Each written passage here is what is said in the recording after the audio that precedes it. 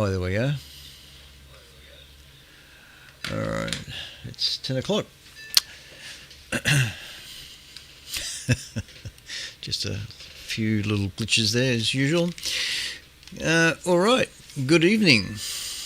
Welcome to this Friday edition of the Astronomical Society of Victoria's Friday night broadcast, coming to you from the studios of VK3CSJ in Narre South, some 40 kilometres southeast of Melbourne.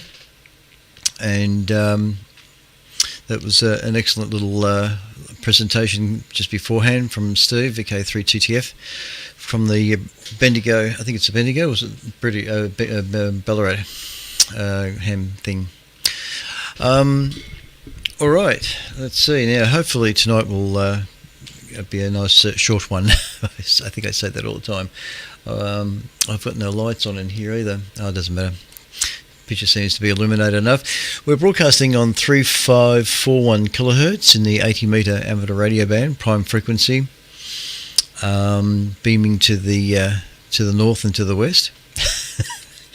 And also streaming live on my Discord HD channel, which I shall just do a quick check of that, make sure there is a vision there and sound seems to be okay. No one there watching at the moment. And also on my YouTube stream, VK3CSJ on YouTube. Just look for the live indication. And although it'll be a 20-second delay with what you're hearing on 80 metres. And I think we've already got one viewer there. G'day, John. Hopefully the stream will hang in there. So like I say, every week the modem likes to fall over when I start transmitting on 80 metres. So hopefully it'll hang in there for the duration of the session. More feedbacks. All right. Now, let me see. I've got, like I say, I've got a few articles that I've, in just the last 30 minutes, I've managed to get together. So, which is usually the way it works. I've got things all over the bench here. If I'm not careful, they'll go for a fall and spill the coffee. All right, let me just grab a hold of my text here that I read all the time. Oh, nearly spilled the coffee. That would have been great. I think I've forgotten something. I feel like I've forgotten something here. It's the 21st of November, almost the end of the year, and I trust everybody's had a good week since I was last here on Friday. So, having said all that, the Astronomical Society of Victoria was founded in 1922. It comprises well over 1,600 members scattered throughout Victoria and the various states of Australia and overseas. Membership of the Society is open to all persons with an interest in astronomy. The Society's objectives are to encourage the study and practice of astronomy, to disseminate the knowledge of the science, and to provide greater facilities for the study among its members. Meetings are usually held on the second Wednesday of each month, except in January, with the latter being held on a Saturday night. Meetings start at 8 p.m. at the Mulder Hall, Burwood Avenue, Melbourne, the Melbourne Observatory, which is located not too far from the Shrine of Remembrance. Parking is available in Burwood Avenue, Dallas Brooks Drive, and the surrounding streets. Admission is free and visitors are most welcome. The monthly meetings are now streamed on Discord and on Zoom and on the Facebook channel. In fact, it's actually only the two, YouTube and the Facebook channel is actually where they do stream if you can't make it to the hall. Privileges of membership include the right to borrow books, periodicals and other publications from the Society's extensive library located at Melbourne Observatory, receipt of the ASV magazine Crux containing articles, news, observing notes and the like, and the free provision of the Astronomical Yearbook. Access is available to telescopes on members' nights held regularly at the Melbourne Observatory and after monthly meetings, weather permitting. These instruments include the Society's 300mm equatorial reflector and a 300mm portable reflector. There's also a 200mm reflector managed by the Royal Botanic Gardens, and a recently restored photoheliograph are also housed at the observatory and are accessible too. The Society also has a number of 200mm reflectors available for short period loan, so members can try before they buy. The regular Society Club Night meetings are held at the Melbourne Observatory in the Ellery Suite in Burwood Avenue, opposite the Shrine of Remembrance. Members are encouraged to use the Society's instruments located there in order to gain first-hand experience in telescope use. And these instruments include a 508mm equatorial reflector and a bunch of smaller reflectors. Members are also encouraged to make use of the Society's country property located near Heathcote, some 90-minute drive north of Melbourne. There are a range of instruments available for members to use there with appropriate training, which range from 300mm to 1000mm in aperture. Also located on the site is a fully steerable 8.5-metre radio telescope, which members can get involved with via the radio astronomy section. Members are encouraged to make and use telescopes. Advice and help on both matters are provided willingly to newcomers desiring to do the same. Instrument making is only one of the number of common interest activities catered for within the Society. The other areas of interest that members can participate in include deep sky observing, astrophotography, lunar and planetary observing, auroral, meteor, comet, radio astronomy, computing, cosmology and astrophysics, historical studies, research astronomy in general. Contact details for various section directors are provided in the yearbook. Further information may be obtained by visiting the ASV website at www.asv.org.au. That's www.asv.org.au.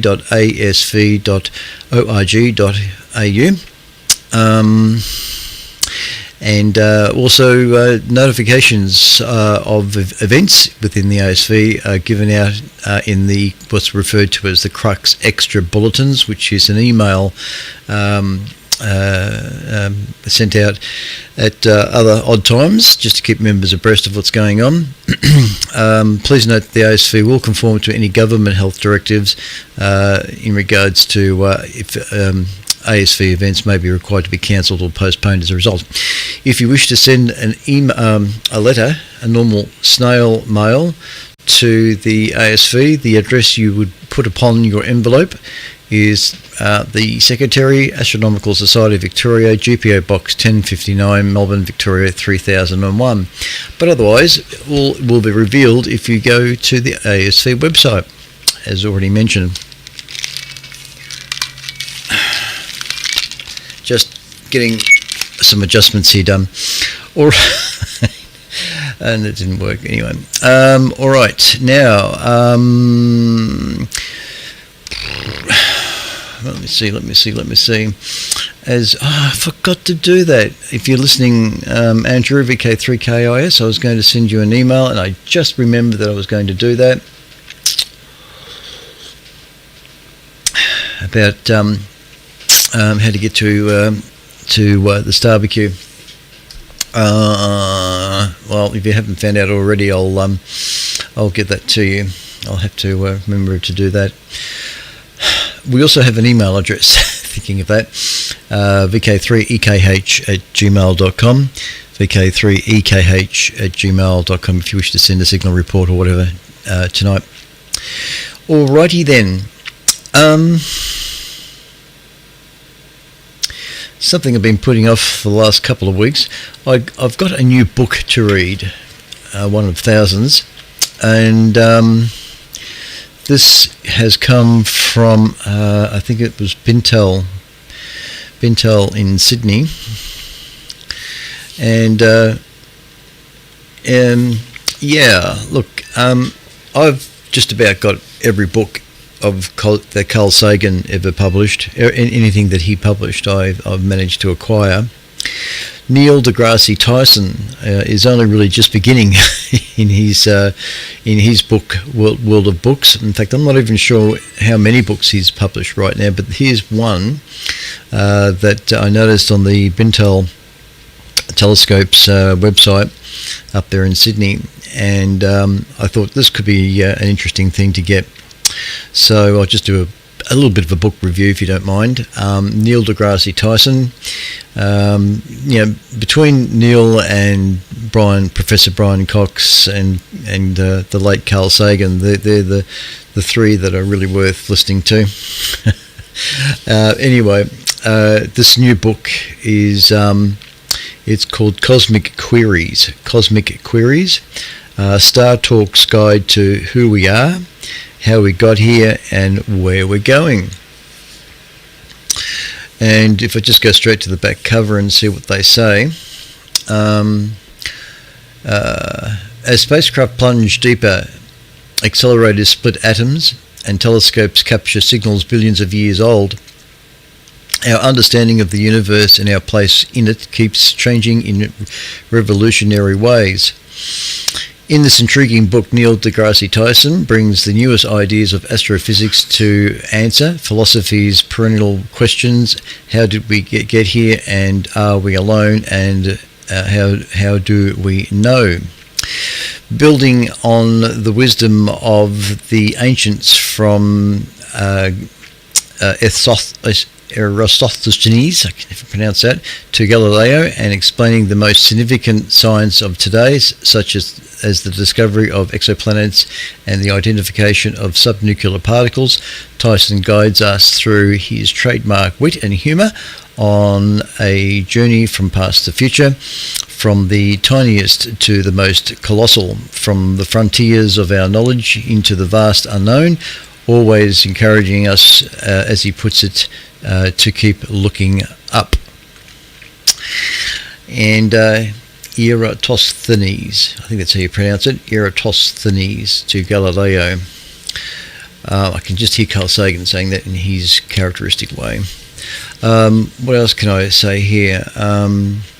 In this groundbreaking book, world-renowned astrophysicist Neil deGrasse Tyson tackles the world's thorniest philosophical conundrums, armed with wit, wisdom, and cutting-edge science.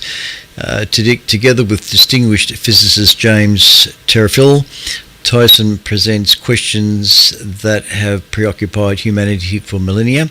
Then, using the latest theories from the Big Bang to the string theory and to the multiverse, he explores the answers. Bolstered with stunning images and the latest insights from missions to planets, moons, asteroids, and beyond, filled with paradigm-shifting concepts arising from the ideas of astrophysics today, this enlightening book will inspire readers of all ages, offering new ways to understanding the complexities of life and the universe we inhabit. So it is a hardback book. It is, let me just check the last page number to see how many pages it is. Should be just here. 309 pages long. That's the last index page. 309 pages. About the authors, in case you've never heard of Neil deGrasse Tyson, and he's actually done a modern day version of Cosmos. I've always given Carl Sagan's Cosmos always a rap, and but in case you didn't realise it, Neil deGrasse Tyson has also done his version of Cosmos with a lot of respect and homage back to Carl Sagan. Neil deGrasse Tyson is an astrophysicist and a Frederick P. Rose Director of the Hayden Planetarium at New York's American Museum of Natural History. He is the author of more than a dozen books. Well, there you go. He's done a dozen books so far. I think this is the first one I've got here. So he's the author of more than a dozen books, many of them international bestsellers, and numerous articles, both scholarly and the general public. He is the host of Star Talk, which is a podcast, and 2 seasons of Cosmos.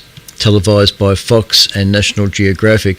He has received 21 honorary doctorates, as well as NASA's Distinguished Public Service Medal.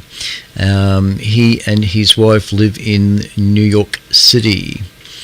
James Turrifil, Trefil, Turrifil, I suppose that's how you pronounce it, is Clarence J. Robinson Professor of Physics at George Mason University. Is internationally recognised as an expert in making complex scientific ideas comprehensible.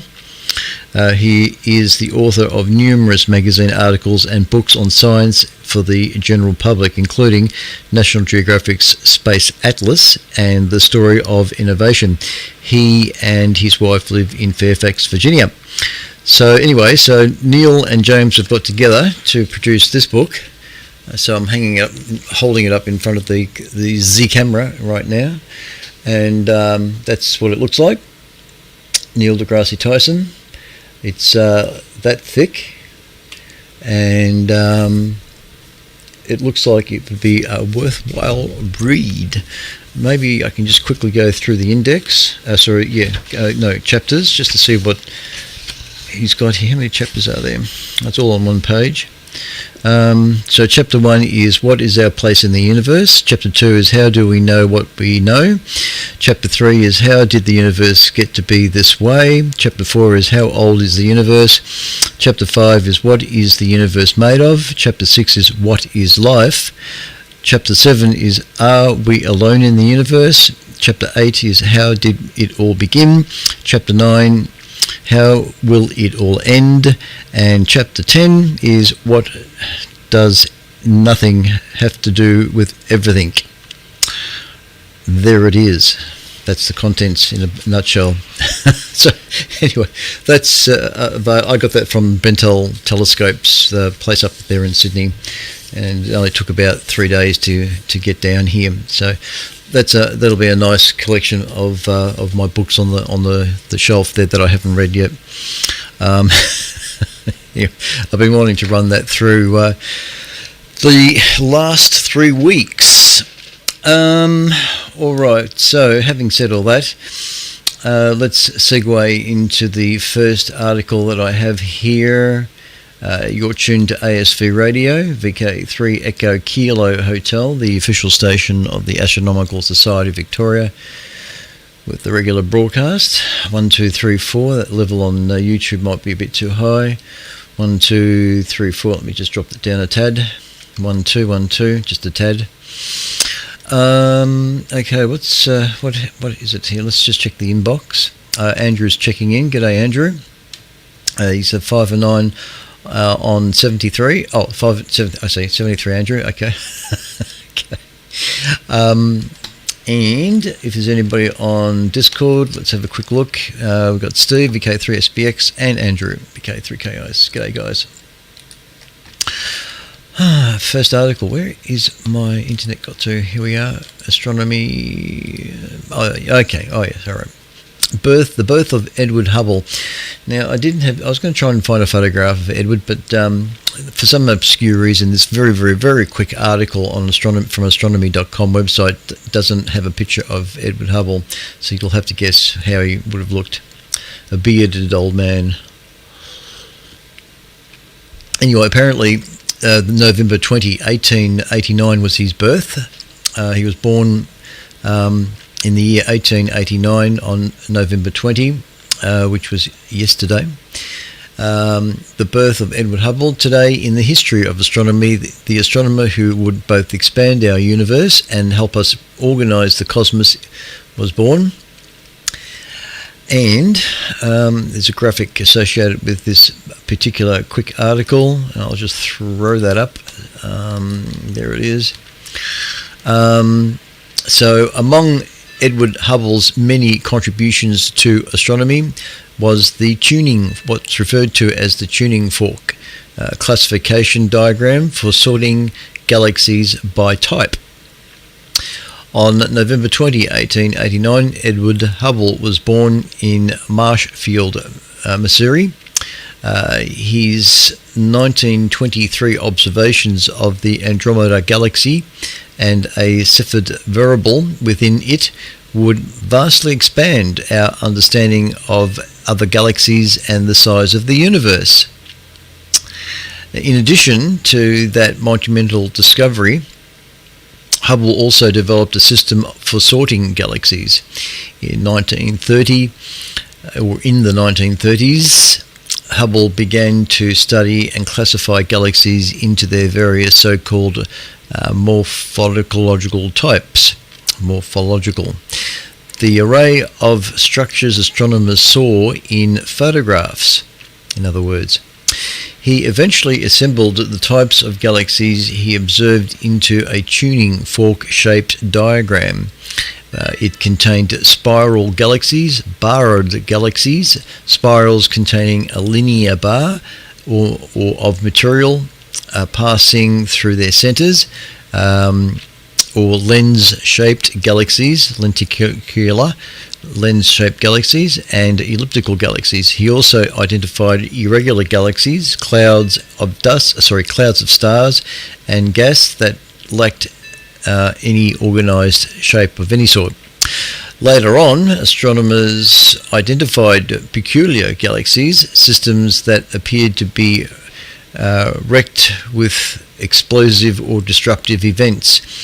They also identified a class of galaxy called dwarf spheroids, which seemed to be numerous in the local galaxy. And that's all there is to read on that, actually. But that diagram there kind of illustrates the various types of galaxies that we have that have been observed thus far. Yes, those were the days. Anyway, and because as we all know, the Hubble Space Telescope is named after him, Edward Hubble, and of course that particular optical telescope is still working, still functioning, and still bringing back some very interesting results from time to time. I'm glad that they haven't deorbited that particular spacecraft, or probe, no. Telescope, orbital telescope. Alright, you're tuned to ASV Radio, VK3EKH, and the next article that I've got ready to go, not that one, is about, on November 18, let me throw up this picture of it, what I'm about to refer to. On November 18, 1989, the Cosmic Background Explorer is launched. So again, we delve into a little bit of history. Today in the history, that is November 18, today in the history of astronomy, the COBE satellite, COBE, which will reveal the early universe, begins its mission. And in this image here you can see that there's a bunch of technicians at the NASA Goddard Flight Center working on the COBE's conical shield, which protects its instruments from radiation. A glow undetectable to the human eye permeates the universe.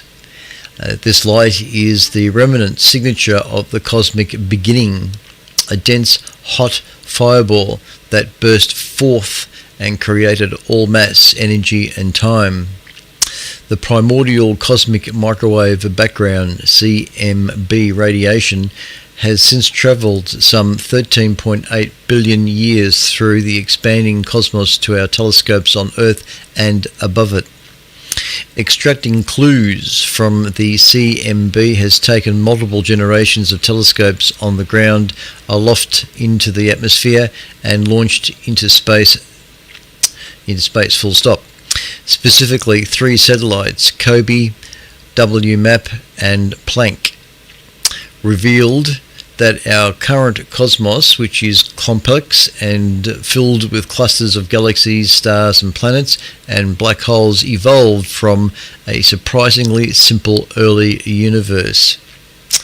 The Cosmic Background Explorer, or COBE, launched on November 18, 1989, one of its instruments measured the intensity of the microwave glow at wavelengths ranging from 0.1 to 10 millimeters across the entire sky. The COBE science team first announcement in 1990 was the result of that measurement.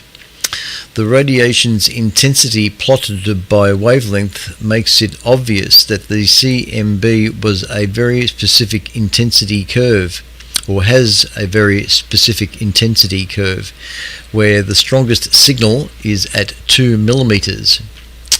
That wavelength corresponds to a temperature of 2725 degrees Kelvin, the wavelength of light, and thus now how much energy that light carries is directly related to its temperature. Redder light has less energy and lower temperature than bluer light. COBE's other instruments broke apart. COBE's other instrument broke apart the seemingly uniform 2725. I've got a helicopter flying overhead. I can hear it. It's vibrating the barn. I'll read that sentence again because that's distracting me. COBE's other instruments broke apart the seemingly uniform 2725 K glow into more detail, looking for spots where the temperature is warmer or colder than average. It turned out there is a difference of only a tiny fraction of a degree, about 0.00001 Kelvin between hotter and colder spots. This nearly identical cosmic glow with exactly the right temperature was concrete evidence that the entire sky, the entire observable universe, began in a Big Bang. With such tiny temperature differences across vast regions of the sky, those spots must have been in contact at earlier times.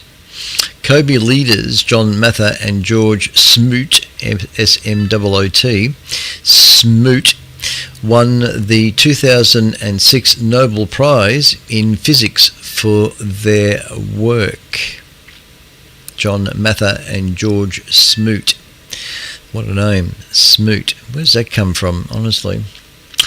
Anyway, so there it is, the COBE instrument, and I believe that's still running or operating today. I think it is. I think it may have had some problems with one of its gyro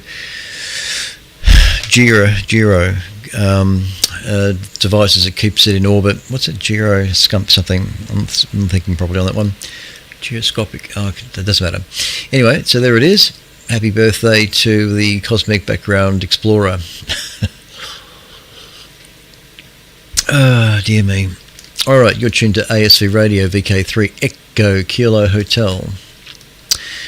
Now, I just saw the nice picture here, and I thought this might be an interesting article to read.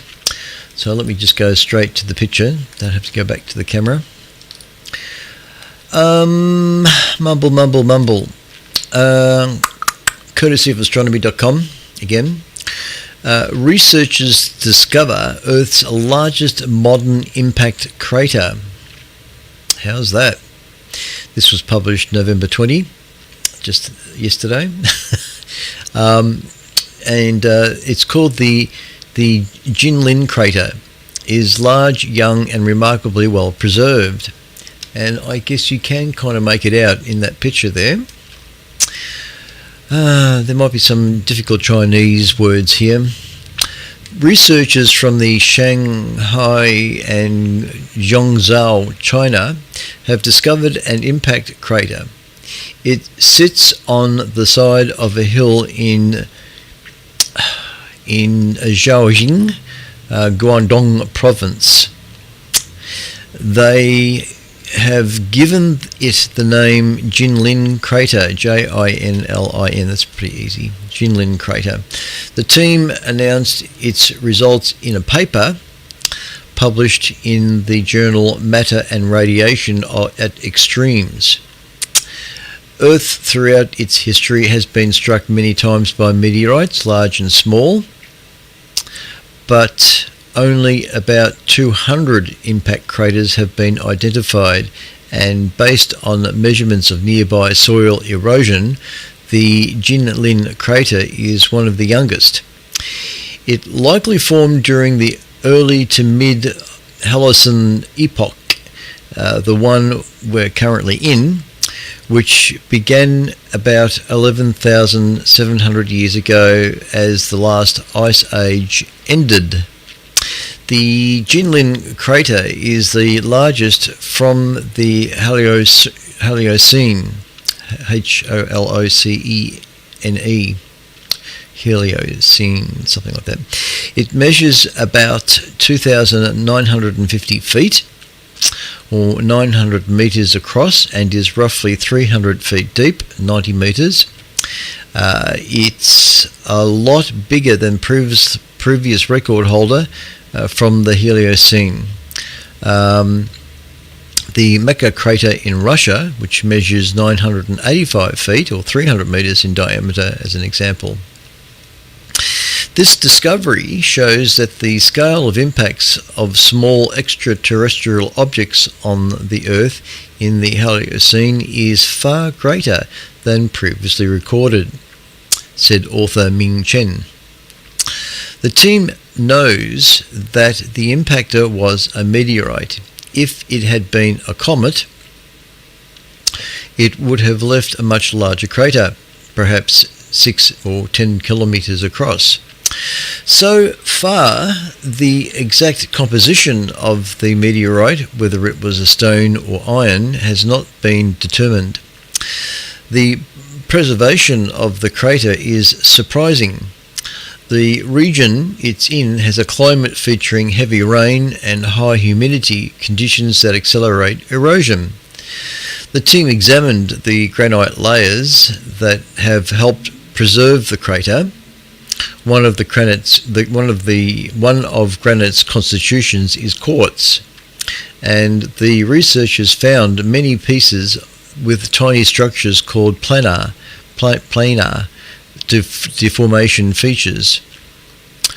On the Earth, the formation of planar deformation features in quartz is only from the intense shock waves generated by celestial body impacts, and its formation pressure ranges from 10 to 35 gigapascals, which is a shock effect that cannot be produced by any geological process on Earth itself, said Chen. 1 gigapascal is the equivalent pressure of 145,000 pounds per square inch. Geological differences across our planet have erased many previous impact craters. So, discovering a new one like the Jinlin crater is significant. The impact crater is a true record of Earth's impact history, said Chen.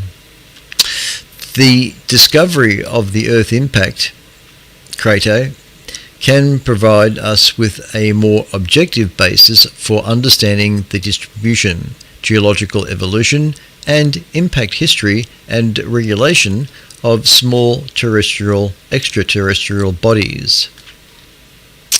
And that is the end of that article. So it's interesting that you can kind of see a crater in that image. It's a very subtle thing, but it's round and it's deep. You know, I love spending hours on Google Earth. I can just go flying over Australia, flying over Victoria, and there's so many interesting features like this. And I wondered to myself, what sort of crater is that? A crater? Is that a meteorite crater, or is it a volcanic type crater? You know, geological features. Google Earth is just amazing for showing these sorts of things, and I do spend a lot of time zooming over Victoria. I don't have to go anywhere, just sitting at the chair. But it would be so great to be a geologist that has studied this and knows something of it. Unfortunately, there is a bloke on YouTube. I can't think of his website right now, but on YouTube he has a dedicated channel to the geology of Australia and other places. But he does these 10-minute, 15-minute videos, and he talks about geological features of of Australia, and it really is quite fascinating. You just the history of this country. I mean, going back thousands of years, it's just amazing how things are formed. I think we all know that. You're tuned to VK3 Echo Kilo Hotel. All right, next on the list to go through at 25 minutes to 11. What is this? It's an article on. Oh yes, okay. Now I've mentioned this before some years ago, but here is a repeat. Well, it's not so much a repeat, but it's just an update, I suppose. Let me just bring up the graphic that's associated with the article. Oops, wrong one. Hang on. No, that's the right picture, but it's something else I did. Where are we? Here we are. Okay, so some people might recognise what this is all about. For those watching the TV, just check my links, my streams. Yep, they're still red. Good. NASA is tracking a vast anomaly growing in Earth's magnetic field. Published 18th of November on sciencealert.com. For years, NASA has monitored a strange anomaly in Earth's magnetic field, a giant region of lower magnetic intensity in the skies stretching out between South America and Southwest Africa. This vast developing phenomenon, called the South Atlantic Anomaly, has intrigued and concerned scientists for decades, and perhaps none more so than NASA researchers.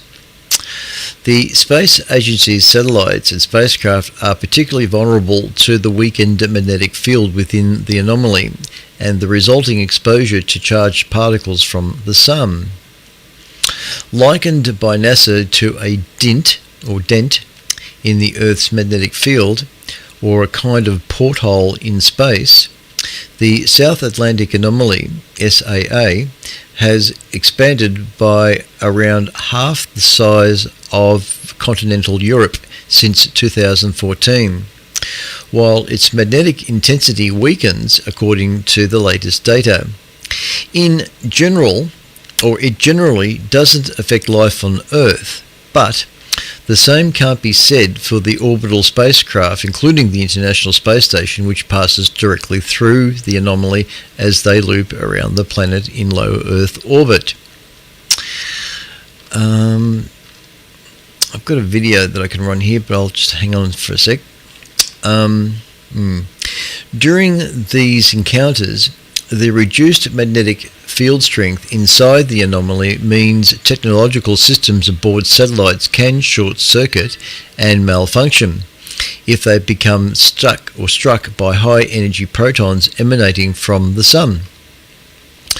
These random hits may usually only produce low-level glitches, but they do carry the risk of causing significant data loss or even permanent damage to key components. Threats obliging satellite operators to routinely shut down spacecraft systems before spacecraft enter the anomaly zone. Mitigating those hazards in space is one reason NASA is tracking the SAA. Another is that the mystery of the anomaly represents a great opportunity to investigate a complex and difficult to understand phenomenon, and NASA's broad resources and research groups are uniquely well appointed to study the occurrence, if they haven't all been sacked. That's a personal comment there. The magnetic field is actually a superposition of fields from many current sources. Geophysicist Terry Sabaka from NASA's Goddard Space Flight Center explained in 2020. The primary source is considered to be a swirling ocean of molten iron inside the Earth's outer core, thousands of kilometers below the ground. The movement of that mass generates electrical currents that create Earth's magnetic field, but not necessarily uniformly, it seems. And I'll just run this video. while I'm talking further. If I can just find where I put this video. Yeah, I think that's it. And I'll make sure when I go across to it the audio is turned off. A vast weakening in Earth's magnetic field over the southern hemisphere has been concerning scientists who fear it could... Get rid of that. Alright, didn't want the audio to be there. And I'll put that on a loop because it only goes for just over a minute. Loop it.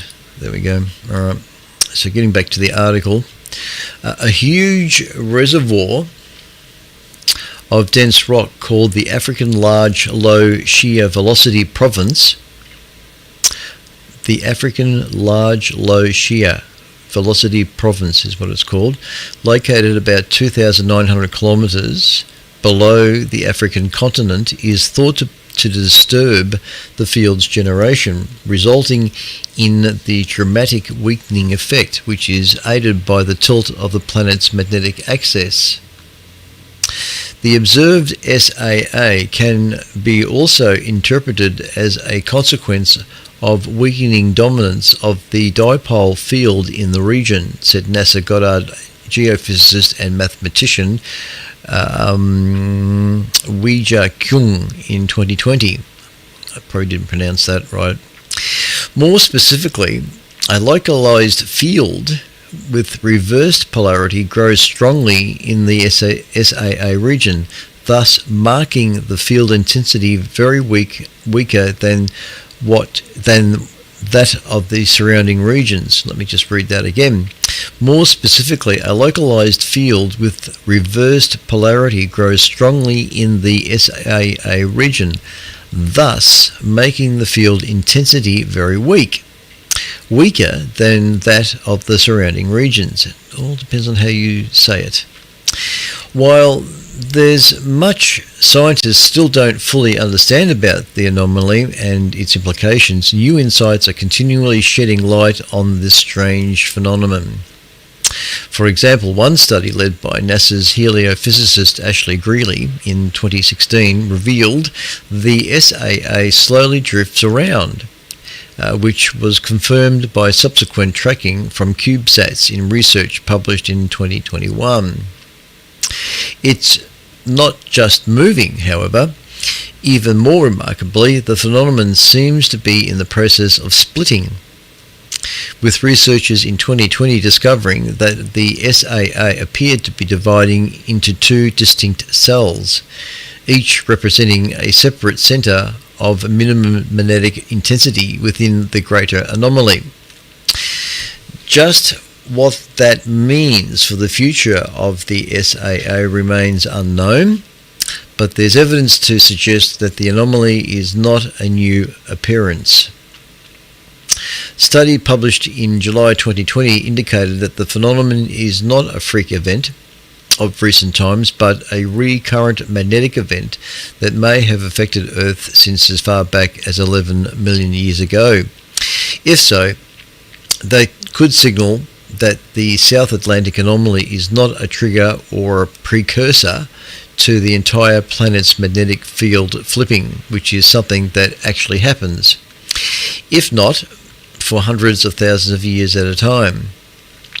A study published in 2024 found the SAA also has an impact on auroras seen on the Earth. And just last month, ESA's SWARM mission, a trio of satellites working together to map the geomagnetic field, revealed new complexities.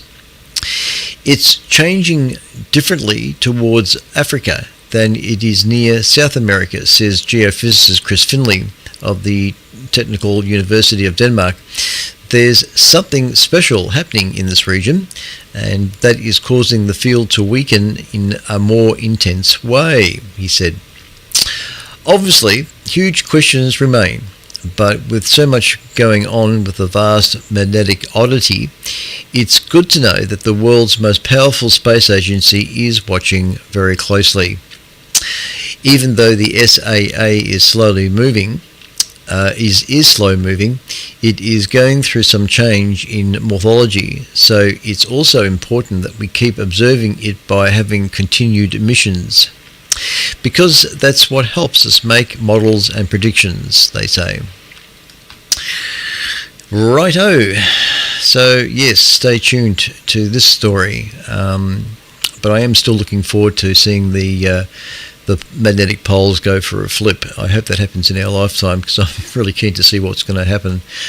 All right, let me go back to camera. We'll just get rid of all that. Where am I? There I am. All right, you're tuned to ASV Radio, VK3 Echo Kilo Hotel, the official station of the Astronomical Society of Victoria since 1988. And the streams are still running. That reminds me of Ghostbusters, when Bill Murray takes the cloth off the table and he says, "The flowers are still standing." Sorry, that's just the way I think. The Ghostbusters. All right. Next on the list here, at 1:45 the hour. Where am I? Moss. Right. Moss. The article about Moss, MOSS. I don't think, there might be 5 minutes in that. Let me see. Courtesy of ABC News, the science page. And I'll bring up this picture here. I think I moved it across. Yep, there it is. And what I might do is bring up my insert if I have that. Where's my insert? Oh, maybe I've got rid of it. It should work. Should it work? No, it's not going to work. No, it doesn't matter. All right, I've lost my insert. Moss survived 9 months ago in space outside the ISS before returning to Earth. 16 hours ago, published. And there might be some tricky words in here too that I'll trip over. Spores from spreading, what the picture you're seeing on the Earth on the screen right now. Spores from spreading Earth moss were exposed to space for 9 months before returning to Earth. Without a spacesuit, a human would last seconds outside the International Space Station orbiting the Earth. But a smaller and greener plant resident of our planet is a lot hardier. A handful of moss spores have survived 9 months exposed to low orbit conditions, with 80% of them still able to reproduce once back in a lab on the ground.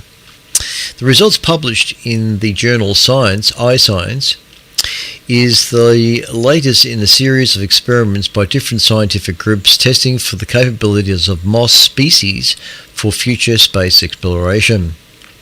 That's because moss, which were some of the earliest forms of terrestrial plants on Earth, is one of the toughest oxygen-creating species on the planet. And I've got a picture here of the. This is the Japanese International Space Station. I didn't know Japanese had one up there, actually. I know the Chinese do. Going back to the article, this picture. Oh, I know. I see what it is. It's the Japanese module on the International Space Station. There, I get it. So what you're seeing right now is the experiment took place on Japan's Kaibo module on the International Space Station, which is what you're looking at there.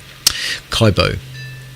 Senior study author and molecular biologist Tomoguchi Bifucha from the Hakuhodo University said the study demonstrated the planet's ability to survive in extreme environments. Our findings, together with previous seed studies, suggest that certain reproductive tissues of land plants, both seeds and spores, can exhibit remarkable tolerance to harsh conditions of space. Understanding the capabilities of moss could be useful in supporting genetic engineering of food crops that could thrive in deep space conditions, which would mean reliable food production for astronauts on long missions. They are small, resilient, capable of photosynthesis under low light conditions, Professor Fujita said. Their spores are light and can survive extreme desiccation. In the future, mosses might help create slow, closed-loop ecosystems on the Moon or Mars, contribute to oxygen production, or even assist in soil formation for plant growth in extraterrestrial environments. There have been several studies on Earth to try replicate the conditions on a planet like Mars for growing different species of moss. And the International Space Station has always been used to test another moss species, the Grimmia cecitana,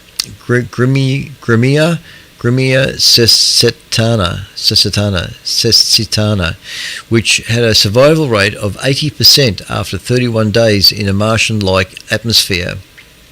But Professor Fujita and his co-authors, and there's a picture I think of these two here, let me just bring that one up. There they are.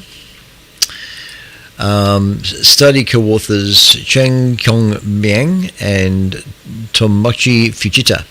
There they are. Wonderful. Where was I? And the International Space Station.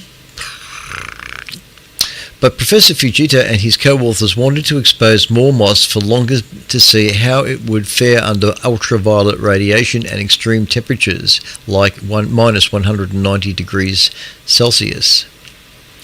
The researchers' team selected spreading earth moss. The research team selected spreading earth moss found in most temperature locations around the world except South America because the moss status as a model organism in biology experimentation. These species has two main life stages. In the gametophyte green photosynthetic stage, the moss grows from reproductive cells known as spores and also produces gametes, sperm and eggs. How about that? In the second, or the sporophyte stage, which follows fertilization, the moss grows on the germophyte and forms a capsule filled with thousands of spores. Dried spore capsules were placed on a panel outside the Japanese experiment module on the International Space Station. There, in orbit about 400 kilometers above the Earth, the spores were exposed to direct cosmic radiation, vacuum, microgravity, temperature fluctuations, and full-spectrum solar UV. Once brought back to Earth, the spores were tested in the reproductive capability. About 80% of the spores retained their ability to germinate. Professor Fujita said so far they had not observed any major developmental anomalies in the moss grown from the returned spores. And there's another picture here. And this one here is moss spores germinating after space exposure. They're getting it on. The study estimated that the spores could last about 15 years under the same exposure conditions from the experiment. Future studies with long duration space exposure missions will be necessary to determine the true upper limits of spore viability under real space conditions. Climate change biologist Sharon Robinson from the University of Wollongong said that the study showed that this moss species could survive conditions worse than currently faces on Earth. That's because these plants first evolved before they had helped creating the ozone layer, which now protects us all from space radiation, Professor Robinson, who was not involved in the study, said. SETI Institute astrobiologist Agata Zubinska, who was also not involved in the study, said it was always exciting to see how new experimentation on the International Space Station with mosses. Exposing biological systems to environments entirely outside terrestrial evolutionary experience continues to demonstrate how remarkably adaptable life is. And she says, I am in awe every single time, she said. But Dr. Zapanska said that there were limitations in the experiment conditions when trying to figure out how mosses may fare in future exploration into deeper parts of space. Just seeing how much more there is of this. Dr. Zapanska is running her own space exploration tests on a different species of moss, which is called redshank, and that was collected in Antarctica. She says, I needed a plant originating from one of the most extreme terrestrial environments with naturally high tolerance in ionizing radiation, she said. And I think this is the species that she's referring to. I've got a picture of this. There it is. And so Dr. Zapanska tests the moss under conditions that combine ionizing radiation with microgravity, the latter of which is thought to hinder the planet's damage repair process. Antarctic mosses are extremely tough, she says. Professor Robinson said that this particular kind of moss survived in Australia, hot deserts at above 50 degrees C, and Antarctica, where winters are minus 40 degrees C. Our work in Antarctica shows that the same moss also produces several sunscreens in its cell walls to survive under the ozone hole in Antarctica, Professor Robinson said. Mosses have superpowers when it comes to surviving extreme environments on Earth. We find them in both hot and cold deserts and high up in the mountains. They can survive these harsh environments because many mosses can dry out and then survive pretty much anything that the natural environment throws at them until conditions improve. They can start growing all over again. Yes, the natural things that we find on Earth have secrets that will benefit us in many ways. It's amazing that we have scientists working on this, if they're still employed. All right, let me bring up my camera. That was courtesy of Science, the ABC News Science page. All right, we'll just go straight to spaceweather.com. And let me see, where's our sun? There it is.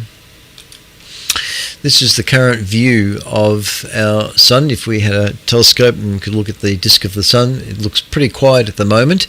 Only less than a handful of sunspots visible there. Spaceweather.com is saying that the solar wind is currently 406.9 kilometres a second at a density of 3.8 protons per cubic centimetre. The current sunspot number is 51, and that helicopter is flying overhead again. And the aurora at this very moment, is looking like that over Antarctica. So it's there's something present, but it's not. There wouldn't be anything visible from the mainland. And the coronal image. Where are we with my article here? Yep, coronal hole is visible there. Solar wind is flowing from this southern coronal hole, should reach Earth on November 25, 26, they reckon. The planetary K index is currently 0.67, considered quiet. Over the next 24 hours, the maximum KP indice will reach 3.33, which is also considered quiet. The current sunspot cycle, I think I've got that here still. Did I bring it across? Where are you? Where are you? I know that there we are. So that's the current sunspot cycle together with the radio flux, the solar radio flux measured at a wavelength of 10.7 centimetres. So you can see how they pretty much mirror each other there. And they see here that the far side of the sun is active. Multiple solar radio bursts and CMEs have been emanating from the far side of the Sun this week. Helioseismic maps of the Sun show the reason why. There are 3 significant sunspot groups transiting the far side. One of them is an old friend, sunspot 4274, which caused the Veteran Days aurora and radiation storm just the other week, which opened up the 6 metre band. It'll be back after Thanksgiving. That's if you're in America. But nevertheless, we still might have another 6 metre opening occurring. Keep an eye out on 6 metres. And interestingly enough, there's a growing red ring over Italy. And let me show you that picture. There it is. I don't know quite what's doing it. They say here that for a few milliseconds on November 17, an enormous ring of red light appeared in the sky over central Italy. Volta Binotto photographed it from a small town of Possagano in the foothills of the Italian Alps. This is an ELVE, E-L-V-E, which is short for emissions of light and very low frequency perturbations due to electromagnetic pulse sources. An ELVE, E-L-V-E, short for emissions of light and very low frequency perturbations due to electromagnetic pulse sources. It's a rare species of sprite, discovered in 1990 by cameras on board the Space Shuttle. ELVEs hover about 100 kilometers above the ground, and this one is about 200 kilometers in diameter.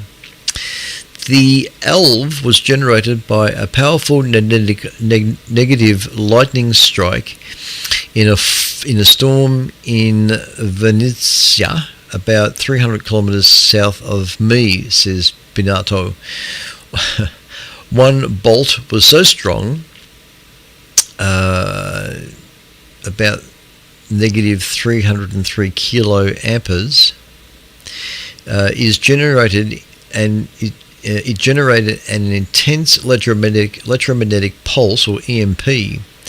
The red ring marks the spot where the EMP hit Earth's ionosphere. For comparison, normal lightning bolts carry only 10 to 30 kilo amperes of current. Okay. Okay. Well, there it is. I haven't seen that before, but there it is. Righto. I think that's about where we'll tie it up. Potentially hazardous asteroids. As of November 21, 2025, there were 2,349 potentially hazardous asteroids. And that figure has not changed in months. So somebody is not tracking the asteroids that they should be, I think. All right, I think that's about it. That's enough nonsense for tonight. Let me bring up my picture camera. There it is. All right, you've been listening to Clint Jeffrey, VK3CSJ on the microphone, doing another Friday night session on behalf of the Astronomical Society of Victoria. All correspondence can be sent to vk3ekh@gmail.com. More information about the particular station, VK3EKH, can be found on qrz.com. Just type in VK3EKH in your favourite search engine, or the QRZ search engine, for more information about the station and whatever. And as I say, on the qrz.com page, I provide a link that allows you to be able to see the HD stream on Discord if you register on Discord. One quick look at email, and we have Andrew, John, and that's about it. Sent me emails, thank you chaps. And on Discord we have Andrew and Steve, VK3SBX. It's very quiet on Discord tonight. I think everybody's watching the cricket. And and I think that's about all I have there. I can't tell who's watching YouTube because I'm not really monitoring the YouTube stream, but it looks like I'm still streaming, which is good, excellent stuff. But I'm about to open up 3541 for callback, and that'll probably knock the video stream off. So if the video stream pauses midstream, my apologies for that. But it always seems to happen when I start to intermittently transmit from receive to transmit. I don't know why that does that. I think that's about it. So I think on that basis, we'll move across to 80 metres and see if there's any stations wishing to check in. I shall remove my headphones. Stand by a sec. Oh, thank God for that. Whew. And I shall take a quick listen. Oh, that's funny now. I'm not hearing myself in my head. That's really weird. This is VK3 EKH listening on 3541 for any stations wishing to check in. VK3 Juliet Romeo. VK3 SPX. What to say is VK3 EKH. Okay, we have VK3 Juliet Radio, VK3 SBX, VK3 KIS. Is there any other stations? Noise is what we hear. G'day Frank, we haven't heard you for a while, old boy. VK3JR, VK3 EKH. Yes, it's good to be back, so to speak. And away really, just been doing other things. But I'm alive and well. And enjoying the broadcast tonight, especially the magnetic anomalies. It was worrying. But well done, Clint. Really good. I often listen, but I've usually got to go straight over and talk to Steve, which I must do now. We're on tonight. So there you go. 7-3 to all, especially to you, Andrew. We must have a contact sometime soon. Well done, and look forward to talking next week. VK3 EKH, VK3JR. Yeah, good on you, Frank. VK3JR, VK3 EKH returning. Yeah, good to hear you. And I know that I occasionally tune in to Mr. SL's transmissions, and always enjoy when you come up there with Steve and have a good old waffle with Steve about interests there in the musical world. So you two guys get along very well. Anyway, no worries, mate. And yes, I thought the magnetic story was interesting. So it'll be interesting to see how that magnetic anomaly continues to vary over the next couple of years or so. Anyway, that's another story. Thanks, Frank. Good to hear you. Good signal too, by the way. Good 20 over 9. Are we still streaming? Yes, good. G'day, Steve. VK3 SBX, VK3 EKH. VK3 EKH, this is VK3 SBX. Yeah, you're pretty good too, Clint there, 30 over 9, no worries. Yeah, I was a little bit preoccupied today. I came to this from the Bendigo talk. VK3TW was talking about LoRa and Meshcore and stuff like that. I don't know if that's, you mentioned something at the start. I don't know if that's what you're referring to. I think they did send it over one of the ATV receivers, so perhaps that's what you were referring to. That was quite interesting. And then, during most of your talk, I took my notebook computer out to my shed and plonked it out there while I'm building up a little 5-volt power supply for another Kiwi SDR we're planning. So I was really multiplexing today. I normally make lots of notes as I go along, so I don't have any today. But anyway, it was certainly interesting there, Clint. But I was doing a few other things at the same time, so very efficient use of my time, perhaps. Anyway, thanks, Clint. Keep up the good work, and give us a quick update when you finish with the talkback on your telescope and what have you. All right, thanks, Clint. VK3 EKH. This is VK3 SPX. Yeah, thanks, Steve. VK3 SPX, VK3 EKH returning. Very good. Not a problem. Yes, so you're forgiven. Yeah, no. At the just before I went to air, Steve VK3TTF was broadcasting the presentation tonight live on the repeater, Melbourne TV repeater, and it was coming up to 10 o'clock, and he gave me a quick call on the local repeater just to say that he'll make sure that it doesn't encroach on my time slot. Thanks, Steve. Not a problem. Anyway, yeah, I saw a little bit while I was compiling my articles tonight. I had it running in the background, so I did miss just the beginning part of it. So I remember Graham VK3GRK had a wrap of it in the last week's WIA broadcast.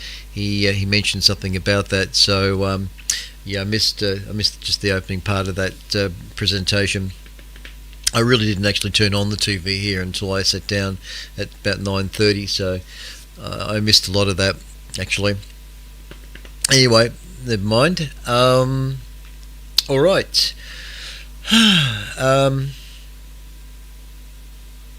Update on the dome, just briefly. Yeah. I've got the mounting rings for the Celestron telescope and a new Dove mount. So in deforking the Celestron, I have to place the Celestron into two mounting rings, which will be mounted or screwed to the a new, more appropriate Dove mount, which will fit on the EQ6 mount. So I'll probably be doing that over the next few weeks. I've got some time off over Christmas, so if I don't work on it in the next couple of weekends, it'll be something I'll definitely be doing over the weekend, over the Christmas break. But that's about it. Nothing much else to report on. I have been worried about finding a spider on the inside of the dome, because it's kind of open for spiders. And sure enough, I was showing the dome off to a friend of mine, Bob VK3AZM, and as I opened up the dome, I'm always give a quick scan of the roof in the dome, and sure enough, there was the huntsman. Not a very big one, but there was a huntsman spider. It's the first time I've seen a spider inside the dome, and there it was, this blasted huntsman. So I left it there. I didn't go shooing it away. But I will get some contact spray and deliberately go around all the areas where these spiders can potentially come in, and hopefully the contact spray will keep these things out of the dome. I don't want a huntsman spider in the dome. I really don't like those spiders at all. Anyway, that's another story. And probably the only other interesting thing I have acquired in the last week, I've been after a shipping container to drop off on the property, so I can move some of this stuff in the background here into the container, so I can free up some space here. Well, I found something. It's not exactly a shipping container, so I can quite tell you that it's not a shipping container, but it is a RF hut. It's made by James Hardy. It's actually a bit on the small size, but I think it will do. Certainly for housing my astronomy stuff, the extra telescopes and stuff that I can't store in the dome is basically what I got it for. Stuff that I can't store in the dome will sit in this RF hut. And it's a weatherproof James Hardy hut. And it was just recently decommissioned from a site up at a place called Tyres, about 10 kilometres north of Traralgon. I'd never heard of the place before until I went looking for it, but there's a place called Tyres, Tiers, as in car tyre, I guess, but yeah, just north of Traralgon, and it was a Vodafone. It was used for Vodafone transmitting equipment on top of a hill, and for some reason they decommissioned the site, or Vodafone went somewhere else, and of course the hut became available. So I saw it on Marketplace, Facebook Marketplace, just at the beginning of the week, and I thought that will do. That's exactly what I want for housing some stuff here, and it's a relatively secure room, as you can imagine, because it had commercial radio equipment in there. It's already decked out with power, and I could actually turn it into a small Radio Shack if I wanted to. Move all this into this room. It's not very big. It's 3 meters by 2.5 meters by 2.9 meters. So 3 meters long, 2.5 meters wide, and 2.9 meters high, with a slightly angled roof. So you can tell it's not big, but for housing astronomical gear and that sort of thing, it's ideal. And for the time being, a lot of the stuff that's over here that you can't see right now will go in there as well, so I can free up a whole lot of space here. So finally got that, which is really good. And that arrived on the back of a tilt tray truck, a very big tilt tray truck, which struggled to get down the driveway, mind you, to delivered it on Monday last week. So that's about the only other thing. It's across to Andrew, VK3KIS, VK3EKH. Have a say, Andrew. VK3EKH, VK3KIS. Good evening, Clinton, all on the group. Good day to Frank as well. We seem to have a tutor, but hope you're all doing well. And the magnetic anomaly over South America, that's something that I've found absolutely fascinating, and I don't quite understand the explanation as to the cause, but be that as it may, it's astounding, and I'm wondering if that has some bearing on cancer rates, if there's additional radiation coming through for the populations in South America than what's been studied. Anyway, I'll respond to that. VK3EKH, VK3KIS, back to you. Yeah, thanks, Andrew. VK3KIS, VK3EKH returning. I'm just going to make sure my audio levels are right, because I turn the mic gain down when I go to receive. I can't be sure about the reason. Like, even in the article, they indicate that they're not 100% sure what's going on. But with the various spacecraft or probes that are studying this area, they're slowly developing a picture of what must be happening below the Earth's crust. And I think the article did say something along the lines that it's related to the molten core, the way it's moving. I've just got the article up right now.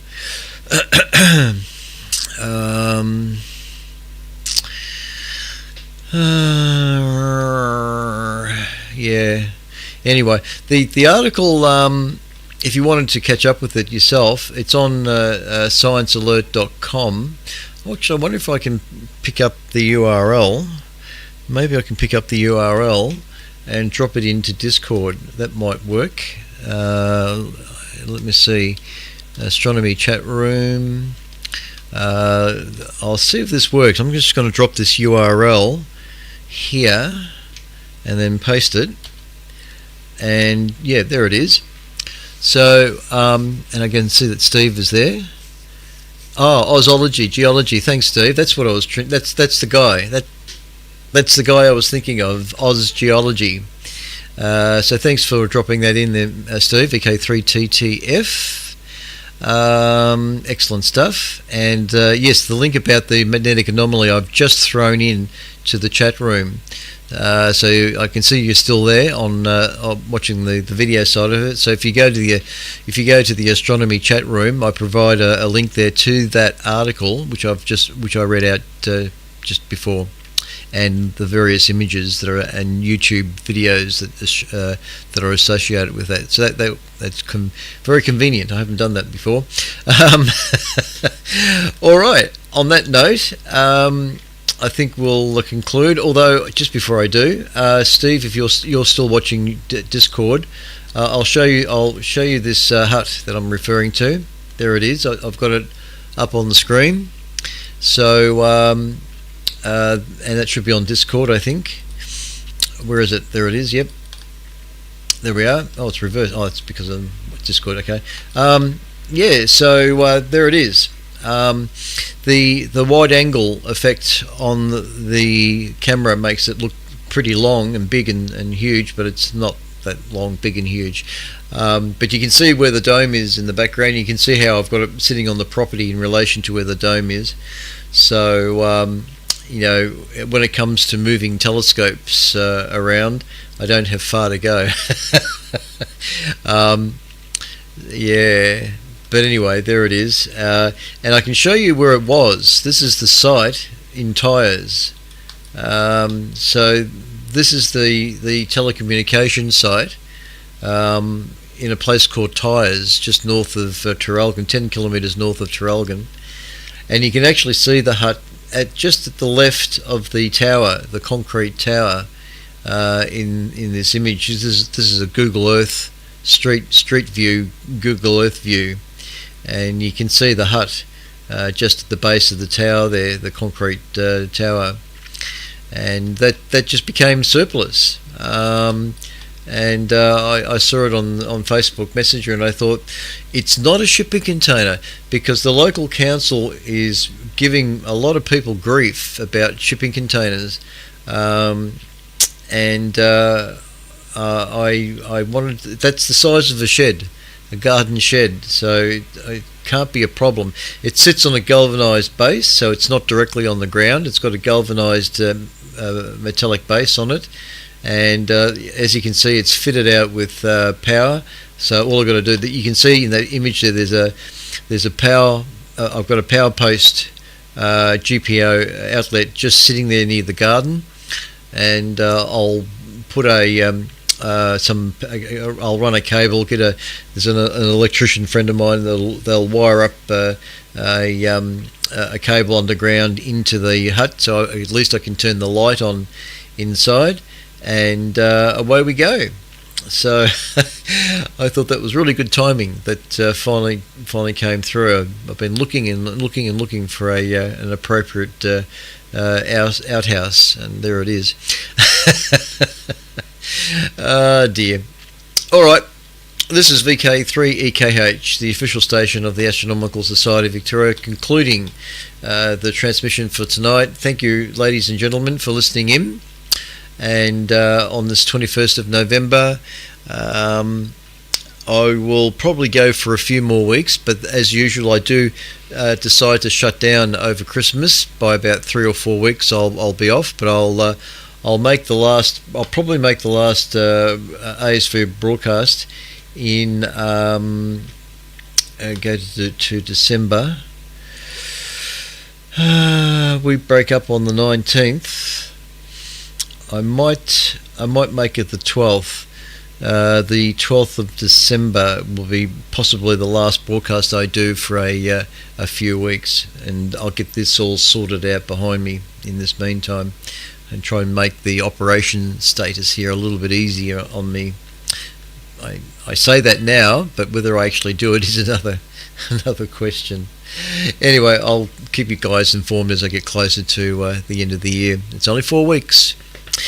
Alright, this is VK3EKH concluding transmissions. Thanks everybody for calling in tonight and listening and watching, and looks like the stream is held in there beautifully well. I've been running the linear, which you can see just behind me there. It's just in here. So even with a little bit more power, even running a little bit more power than my normal 100 watts, the stream has been holding up. So go figure. Anyway, cheers everyone. Take care. This is VK3EKH. See you next Friday. And yep, have a lovely weekend. Yeah, thanks, Clint. Yeah, that shed looks really great. Much better than a shipping container. Okay, thanks, Clint. We'll see you again soon. VK3STX clear. Cheers, Stu. All right. So let's have a look at the sky over the Leon Mao dark sky side, and it looks a little bit cloudy there tonight. Get rid of the constellations. Oh no, you can see a few stars there. Oh yeah, it's not too bad. You can see Orion, Sirius there. The large metallic cloud. Oh, the image has gone for a funny. I don't know why. Oh no, here it is. It's back again. Yeah, so that's the sky over Heathcote in central Victoria at the moment. So, and you can just make out our 8.5 foot dish, 8.5 foot, 8.5 metre dish in the bottom of the screen there, which I believe is now up and running. And yeah, there it is. The Starbecue is coming up very soon. Let me just check the date on that, if I can go back to the website. Yeah, 2025 Starbecue, Saturday the 13th of December from midday. Book now. So go to the ASV website, www.asv.org.au, and if you're interested in rolling up at the Starbecue, it'd be a good idea to book now for that. In fact, I'll bring up the that ad. No, it's not an ad. I won't call it an ad. Oh, look at that! See that red trail? That's an aircraft. That's a navigation lights on an aircraft going overhead. Let me just find the ASV website. There it is. Back to there, and it's a revolving banner. I'm just waiting to come up on the Starbecue. Oh, maybe I can click it. Can I click it?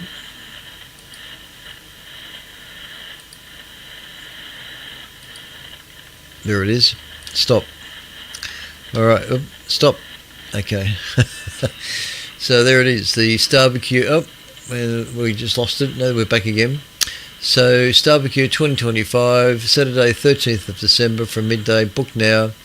All that information there. That you click on that image and it'll open up to more information about the Starbecue and how to pay for tickets and all that sort of stuff. So there it is.